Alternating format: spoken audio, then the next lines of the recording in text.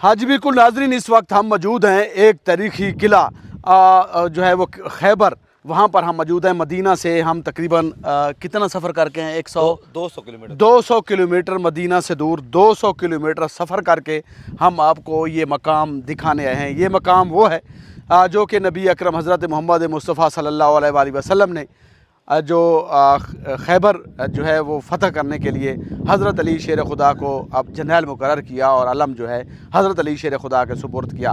حضرت علی نے بہادری کی وہ مثال قائم کی کہ خیبر کا دروازہ اکھاڑ کر، اتنا بڑا اور وزنی دروازہ اکھاڑ کر ڈھال کے طور پر استعمال کیا، اور یہ جنگ جو ہے وہ مسلمانوں کے نام کر لی، جیت مسلمانوں کے نام کر لی۔ کئی جو ہے وہ کفار واصل جہنم کیے۔ میرا کیمرہ مین آپ کو دکھا سکے، یہ سامنے جو ہے وہ قلعہ ہے جو کہ فتح کیا خیبر، یہ وہ مقام ہے جہاں پر ہم موجود ہیں۔ اس کی تفصیل مزید بھی میں آپ کو دکھاتا ہوں اور بتاتا ہوں کہ یہ قلعہ جو ہے خیبر، یہ خیبر کا قلعہ جو ہے اس کی تاریخ بہت ہی قدیمی ہے۔ یہ جنگ خیبر 7 ہجری میں پیش آئی۔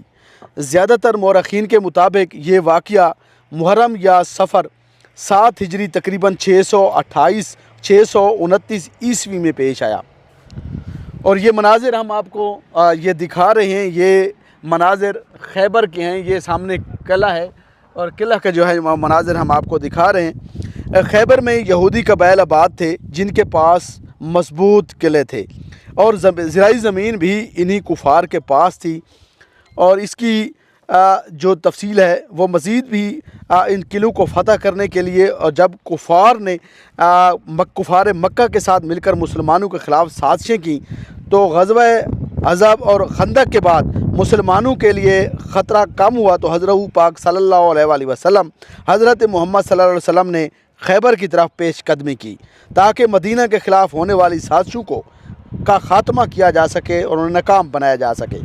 حضرت علی شیر خدا نے کہ یہ علم سپرد کیا گیا۔ یہ 6 قلعے جو ہیں وہ مشہور تھے: قلعہ ناعلم، قلعہ قاموس، قلعہ صعب بن معاذ، قلعہ زبیر، قلعہ وطی، قلعہ سیاہ عالم جو ہے وہ مشہور تھے۔ حضرت علی شیر خدا نے بہادری کی وہ مثال قائم کی اور یہ قلعہ جو ہے وہ فتح کیا، اور اس کی مشہور جو داستان ہے، مشہور جو تاریخ ہے، اس میں یہ بھی ہے کہ یہ قلعہ حضرت علی شیر خدا نے جو علم تھا ان کے سپرد تھا، وہ جرنیل تھے اور لیڈ کر رہے تھے، اور حضرت علی شیر خدا کو حضرت علی شیر خدا نے میں آپ کو آگے کنویں بھی دکھاؤں گا۔